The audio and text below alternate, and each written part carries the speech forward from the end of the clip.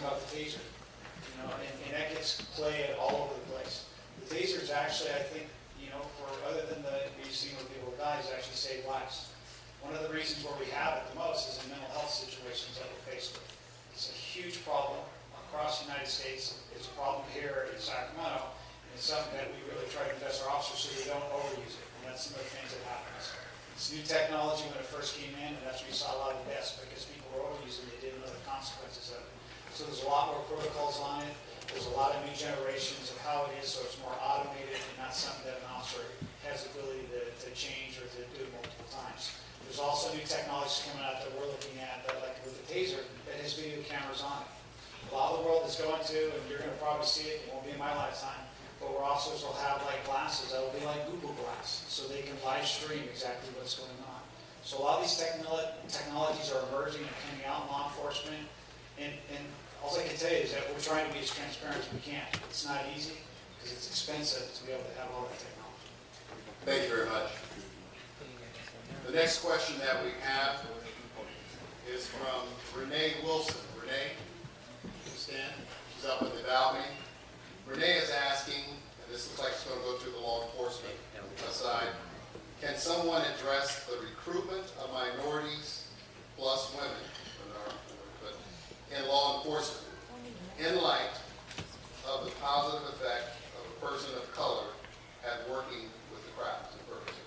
So the question again, can someone address the recruitment of minorities plus women in law enforcement? Who would like to go first? I'll start. It's got the microphone. Let me start with women first, because it was something that I'll say something. It was something that we worked on a few years back when we did this female fitness challenge. Part of it was trying to help women up against the rule. They couldn't get over a 6-foot wall. That may sound easy, but we want to make it feel at ease, so they can make it more fun. Get them out there and getting used to it. And it's kind of like priming a pump.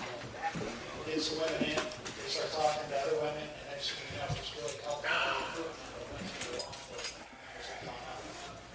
When it comes to African Americans, it's finding that sweet spot. Right? We're trying to find out what it is. And one of the discussions I had, I've had it with Councilman Clergy, I've had it, it started with my discussion with Sherwood Carthon is trust. Yeah, you bet. If you don't trust me, why would you want to work for me? Amen. Exactly. So that's the hill that we have to climb, because when we heard it earlier over here, we were talking about getting the number of candidates. It takes 100 candidates to hire 2 people. That's not, I should say 100 applicants, because they drop out. Either they don't show up, or they pass, or they don't pass part of the test, or something like this. It's very difficult. It's very competitive. We're always trying to get as many people as we can to our agencies, because it's very expensive. It takes 6 months in the hiring process. It takes 6 months in the academy, and then it takes 6 months to field training just to get the officer out there. That's a huge investment, and we want to get it right. So going back to the African American community, when it comes to recruitment, it's building that trust. It's building it over time, building relationships, so that you want to have your son and your daughter come with us because you trust us, because we are your police department. Very good. And that goes back to something I spoke on earlier this evening, about getting the diversity into our department. And again, like Chief Summer says, it starts with trust. You have to be able to trust the department. You have to be able to trust the employer that you're going to work for.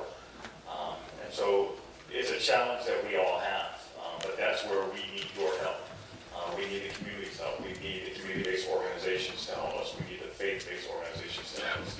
We need the churches to help us. We need you to tell us how we can go out and reach the community so we can do that. We need you to help us direct our recruitment efforts so we can find the right pool of candidates. And like Chief Summer said, it takes a lot of people just to hire one person because they either drop out or they haven't passed the background process or something happens along the way. So we need your help to find that right pool of candidates. Sadly, a lot of our young people that we find fail because of the drug standards, because they're using marijuana at a younger and younger and younger age. And as you're trying to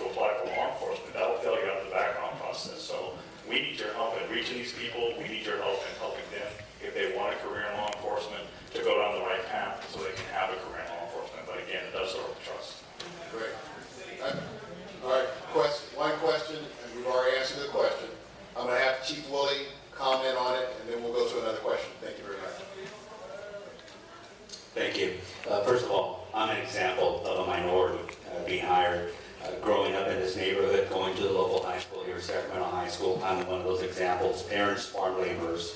What I'll tell you this, it's already been stated, it's for us getting the message out. How I got recruited and the seed planted was very simple. Police officer from Sacramento Police Department, 2nd grade. That's how I got to think about law enforcement. So we can't do it alone. We ask each of you to assist us. If you have someone that you feel has those characteristics, send them our way. We have the Explore program, the Volunteers program. We go out to the schools, elementary, junior high, high school, colleges. But we're open to community events, no different than the one that's coming up at the end of this month. We go out in recruitment, but we can't do it alone. So we're looking for you to send people our way as well, or extend an invitation for us. We'll be there in recruitment mode. Thank you very much, Chief Bully. This is to our community-based and faith-based question. How can we make, or how can we do the following? How can we bring our inner-city communities, especially i.e. Del Paso, Meadowview, Oak Park, together? Talks on resolution, game plan, development, bring working partnerships with law enforcement and community. I think that's what we're doing today, but who would like to comment on it, Franklin? I'll comment on that. First of all, we talked about getting everybody registered to vote. By putting the key people in leadership. Oh, I'm sorry. I'm sorry. Thank you. If we have the right person representing us in the council member position, in the mayor position, then we can all be brought together because we're going in one certain goal. We're going in one direction. But one of the things that, and I'm not a wordy person, but when I was asked to do this, I was looking at some quotes. And one from Dr. Martin Luther King said, everything that we see is a shadow. Let me say this again. Everything that we see is a shadow cast by that which we don't see. So I know we're here tonight and we're trying to come up with resolutions, but the city of Sacramento is going in the right direction. Because economic development, education, health and wellness, all of these things, that is the real true cause of what happened in Missouri, right? That's the real true cause of what happened. No jobs, Right. lack of education, no money in the city. Amen.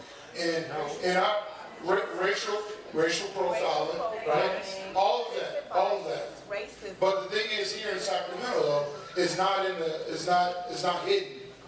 Our mayor, our council members, our community, we're vocal about it. So we know there's an issue and we're dealing with it. And that's why we're here right now. So even though we're getting together right now, we're trying to better the situation, I take something positive from here. That we are not hiding it, that we know it's an issue and we're dealing with it. But how do we come together again is we vote the right person in leadership. Great. As a pastor of Christian Fellowship Ministry Church, the first thing I want to say is the first thing that I think we should do, the pastors need to get together. We are so proud of the pastors associations that's working right now. I am really excited about some of the things that I see the pastors doing. But by the same token, I think all of the organizations need to come together as a group. Cooperation. We need to cooperate with each other. You need to join us and help us understand what we can do to make things better. Because we do believe that we can be one nation. We believe that. I believe that. But we can't do it one piece at a time. We need to come together, and meetings like this are exciting to me because this is what I see is going to solve the problems. All of us coming together. And then maybe if we pray hard enough, we'll put the police out of the job. Give it up for Pastor. Give it up for...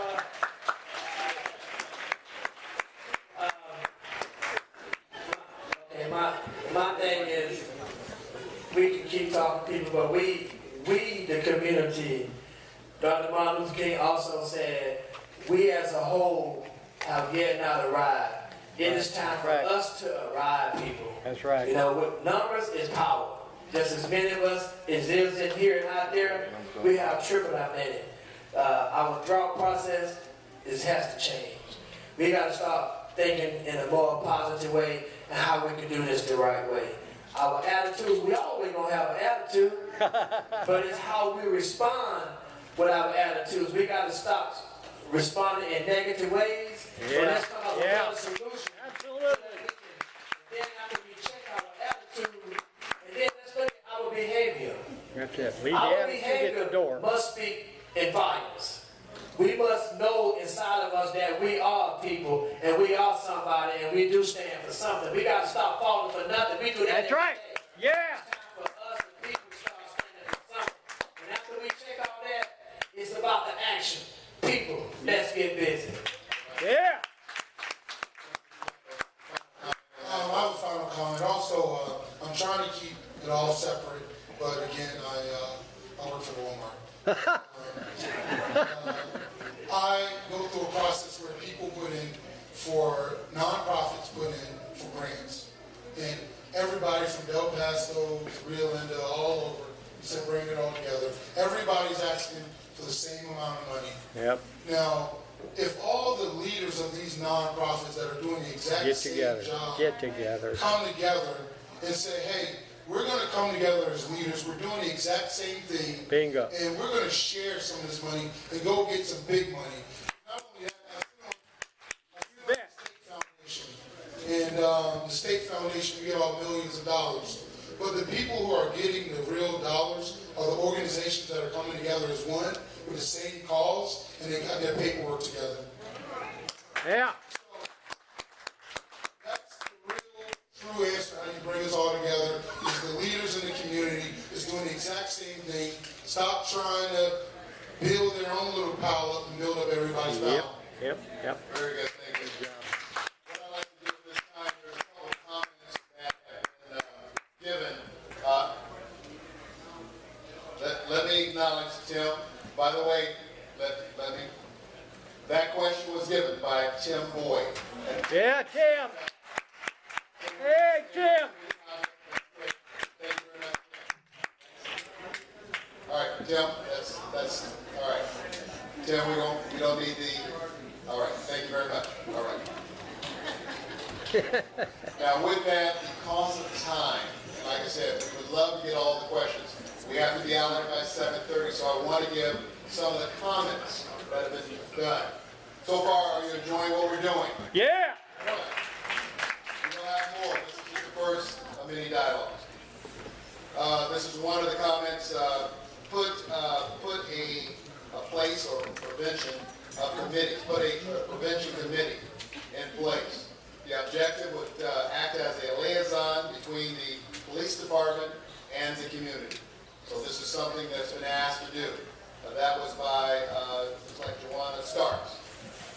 Good idea. The next comment was continue to build bridges through dialogue on all levels of Sacramento region, which we're trying to do also. And that comment was by Samuel Gordon.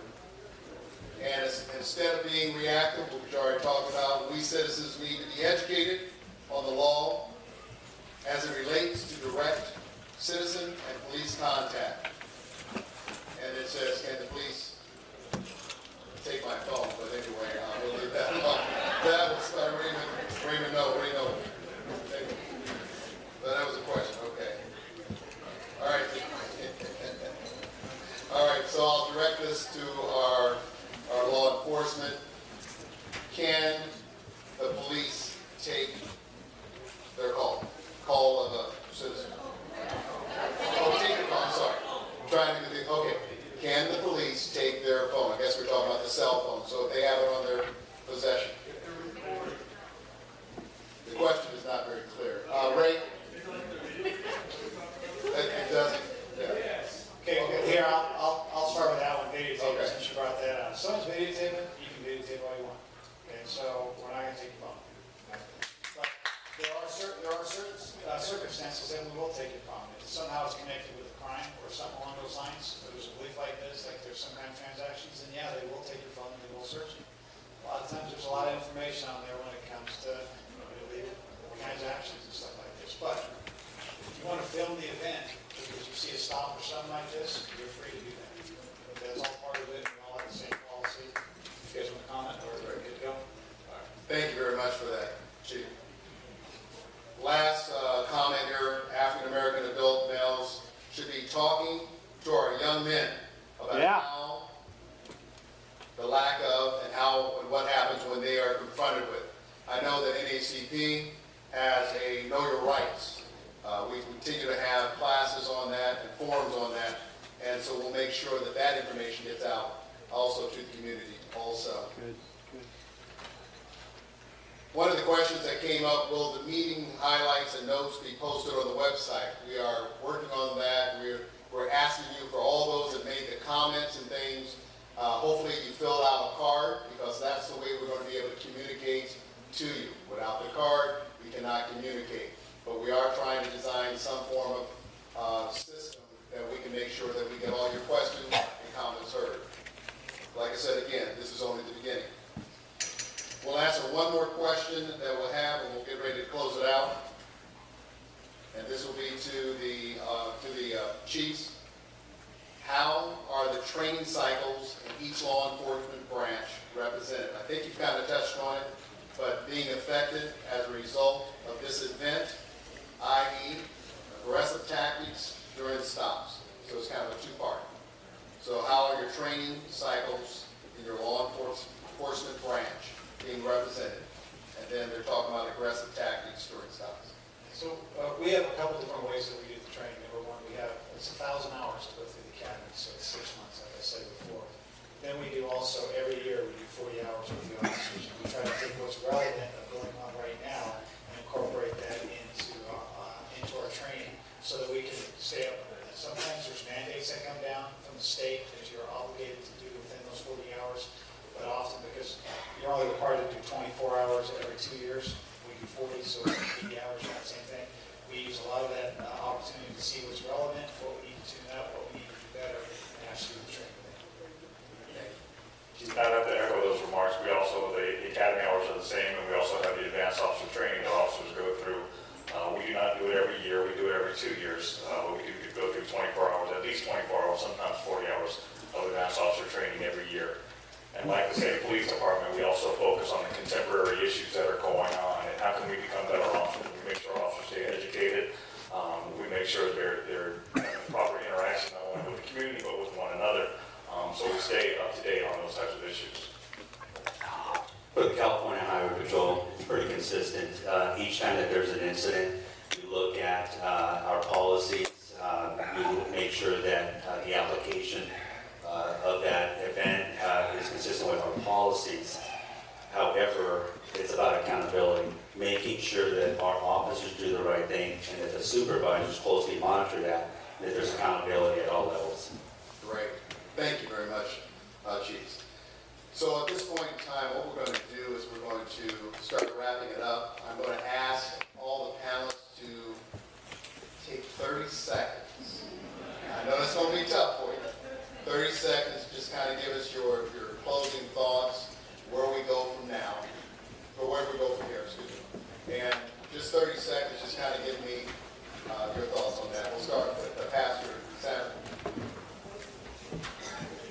30 seconds for a Baptist pastor. Wow. But I have faith that you can do it. So let me just say, I'll just echo what I said earlier, make it a little more pointed. Don't wait for the leaders to get it together and get it all organized. Don't wait for us to start collaborating and working together and have this big umbrella that you can just find your spot under. If you wait on that, you may be waiting a while. Amen. Get out there and figure out a place. Contact somebody that's doing something and say, how can I be a part? Call the police department and ask them, how can I be a part? Call me, ask, how can I be a part? Get out and do something. Whatever you do will be better than doing nothing, and it's going to take all of us to really make a change and save a generation.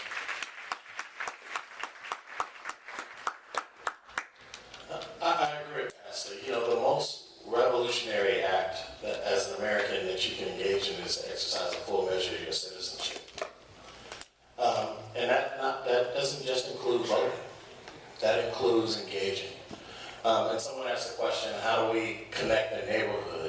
It's through that. It's not waiting on leaders. It's engaging as a citizen in the community, which is yours. And that means both expressing and voting your interests, and not just at the booth, but in the way in which you articulate what your interests are, and the way in which you advocate for them, for yourselves and your community and your family.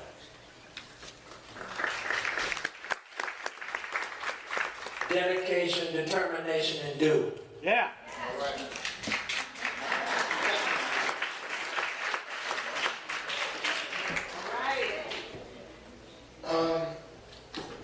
You don't have to get the leaders together, so there's an organization called 100 Black Men of Sacramento.org. You go on there. We also have 100 Black Women of Sacramento. You click on there, and we're doing everything that we talked about tonight. We're trying to educate our youth, we're trying to empower our youth, we're trying to employ our youth, and we're trying to take care of them. So those are two organizations right there that everybody in this room can be a part of, whether you're black, white, Mexican, or whatever. Okay? All right. All right. If you're going to pray, don't worry. If you're going to worry, don't pray. We believe that we can achieve the impossible. We believe that we can achieve the impossible because we have hope. Don't give up. Just keep on fighting. It's all about opening your heart and your mind and having a real dialogue where you're not yelling at one another, but you're having a conversation. That's number one. Number two, I have a bunch of command staff here. They weren't here like to support me. They were here to hear from you. Yeah. So the idea here is that you get to see them, and I want them interacting just like I interact with folks. They interact with folks also, so that we become your police department. And last thing is we're hiring. So if you have son, daughter, right, nephew, somebody, we are hiring. We're actively hiring. We'll be hiring for the next few years. So please, please, please sign up for your police department. Thank you.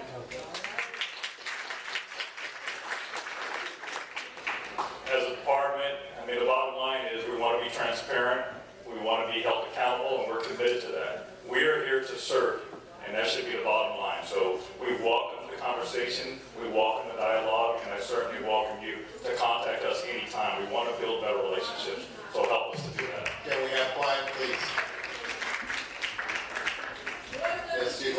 Why are we not up there being able to speak? You've not been through stuff like this. Why are you not here Okay. for our opinion? And our statements and stuff how we've been around. All right. Because us as peers, we should be able to do that. And when they see one of you doing something. There will be another forum, my dear sister. This is only the beginning. This is only the beginning. Okay? This is only the beginning. Thank you. Chief. When you are heard and they have support, they will do good. Thank you. Thank you. Again, on behalf of the California Highway Patrol, thank you very much for the invitation and allowing us to be a part of this. Mr. Webb, to you, thank you for the opportunity to dialogue and be able to answer some of your questions. I firmly believe in communication and trust and relationships. This is the first of many meetings to come. We can't do it alone. We look forward to working with you and helping us solve all these problems and preventing what's going on in other parts of the country. Let's give all of our panelists a round of applause, please. We thank you for such short notice for being able to come up at this present time. I do want to make a couple things, a couple notes very quickly. The Sacramento branch NACP will be moving September the 2nd, actually September the 1st. We'll be moving our office from downtown to 2845 35th. That's right across the street. So doing so, we continue to have the third Saturday of each month. We have our legal redress. It is free. So we do have these services that are still here. We continue to ask, if nothing else, stand up. Stand up for something. Stand up for justice. Stand up for collaboration. Stand up for transparency. Stand up for peace. Stand up for the NAACP. Thank all